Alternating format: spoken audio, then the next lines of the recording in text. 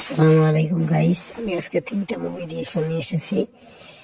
প্রথমত চলচ্চিত্রে প্রিমিয়াম ফারুক অপূর্ব এবং মুভিটি একটু থ্রিলার দাবি ছিল, তবে আমার কাছে একটু টুইস্ট মনে হয়নি, ভালো লাগেনি আর কি। তেমন মিক্সড প্রতিক্রিয়া আছে, তেমন ওয়ার্ক করতে পারেনি চলচ্চিত্র মুভিটি। এটা একেবারে নেগেটিভ পয়েন্ট, আমি এটাকে বললাম। চলচ্চিত্র এখন যাই, এবার আসি পারিয়া নিয়ে। ইয়েস, একদম সেকশন পারিয়া একটা সুন্দর মুভি ছিল।